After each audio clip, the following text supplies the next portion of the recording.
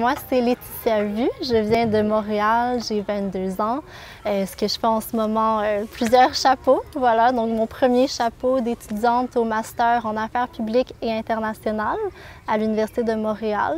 Autre chapeau, celui d'adjointe à la direction dans une petite ONG qui s'appelle Catalyso, qui est basée à Montréal, qui est spécialisée en coopération internationale. Autre chapeau, celui de gestionnaire de mon organisation sportive, puisque mon sport occupe une place importante dans ma vie. Donc, disons que ce sont mes chapeaux plus académiques, un peu plus professionnels, mais en parallèle à tout ça, j'ai beaucoup d'autres activités, un peu plus activistes, si on veut.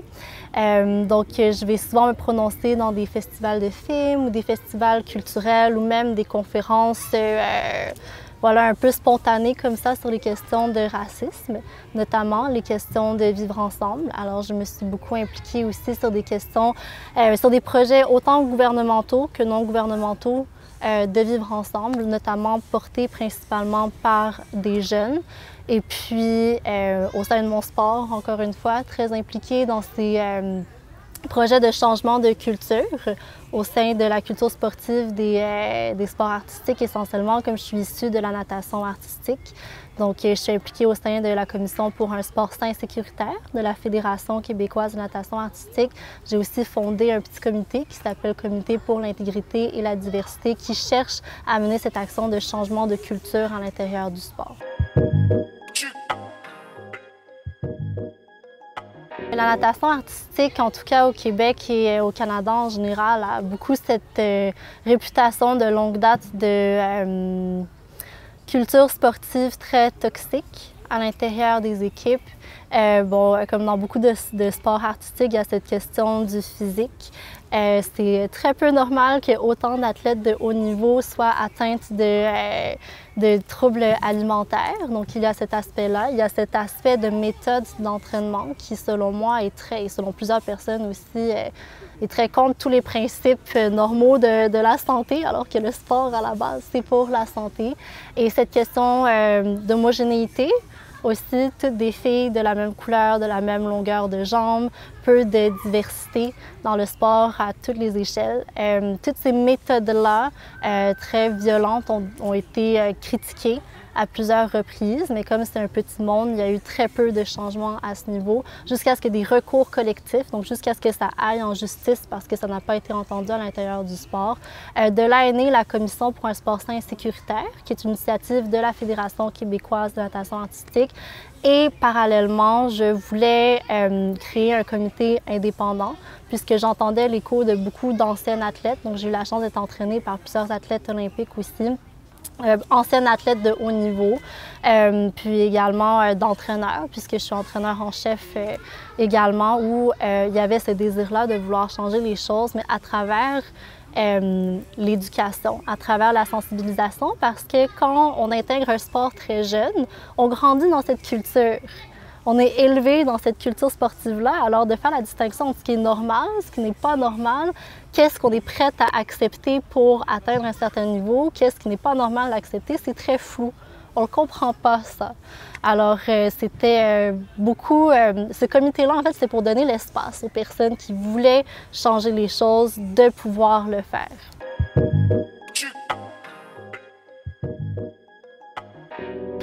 Donc, au tout début de ma licence, j'ai commencé bénévolement pour Catalyso.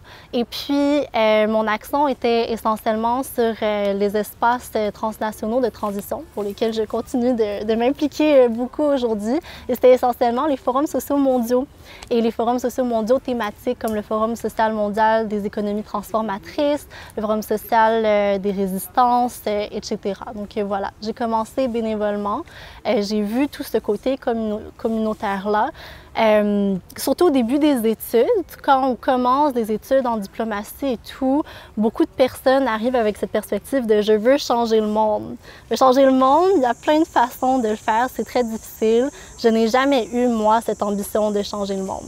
Je sais que c'est pas moi qui va changer le monde, mais je pense que c'est plus une question de faire qu'est-ce que je peux, de faire ce qui m'est possible de faire pour changer le monde autour de moi. Et pour moi, ça, c'était une façon de le faire. En atteignant, en prenant part à ce type d'espaces transnationaux où ce n'est pas un impact direct comme ça, mais les impacts indirects, les impacts à long terme sont tout aussi importants.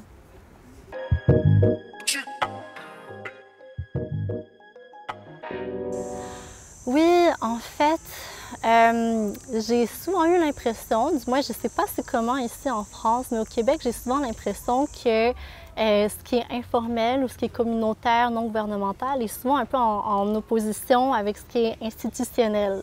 Alors que moi, j'ai vraiment eu les pieds dans les deux parce que c'est important pour moi de découvrir ces deux milieux. Les capacités d'action ne sont pas les mêmes, tout comme les moyens d'action ne sont pas les mêmes d'un côté comme de l'autre. Donc là, ça va faire bientôt 4 ans que je suis avec Catalyso, que j'ai ce côté plus communautaire, plus société civile, où c'est ça, le champ d'action est beaucoup plus avec les personnes directement. Mais d'autre part, j'ai eu ce côté plus diplomatique. Donc j'ai travaillé pendant 1 an au ministère des Relations internationales et de la francophonie du Québec. J'ai travaillé à la direction de la solidarité internationale et de la francophonie et aussi de la délégation aux affaires multilatérales et francophones du Québec en France. Donc, j'ai beaucoup travaillé à travers cette branche-là plus institutionnelle. J'ai beaucoup travaillé à travers les organes de l'ONU, etc., où on voit vraiment, pour moi, ces deux possibilités d'action. Donc, le côté vraiment plus directement avec les gens, directement avec la société civile, directement avec les revendications, et de l'autre côté, les coulisses des décisions, si on veut. Et on comprend que, en tout cas pour moi, c'est pas nécessairement en contradiction. Au contraire, c'est en dialogue. J'ai une très belle expérience au ministère parce que les équipes où j'étais accordaient énormément d'importance à la société civile. Et pour moi, qui faisait un peu le pont entre les deux, je vois de plus en plus, en tout cas au Québec, là, je parle au Québec, là, je ne sais pas c'est comment ailleurs, ce désir de rapprocher les deux, de développer un peu plus cette écoute.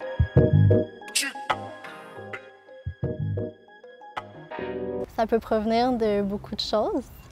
Ça provient toujours d'intérêts personnels. Je pense que comme la plupart des personnes, quand on s'engage dans une lutte, c'est qu'on se sent personnellement engagé dans cette lutte, notamment mes engagements dans le racisme. C'est parce que j'ai eu tellement d'expériences personnelles, d'expériences autour. C'est parce que mon bagage académique m'a permis d'avoir un pas de recul aussi sur tout ça.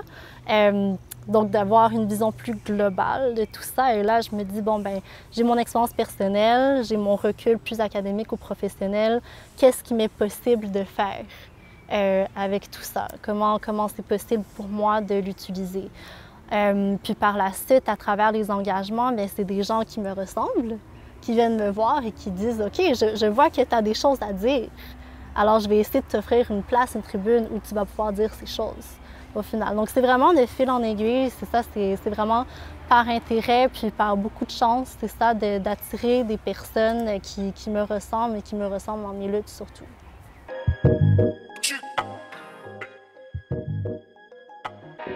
Comment je m'implique? En fait, pour le moment, c'est surtout des prises de parole pour partager mes perceptions.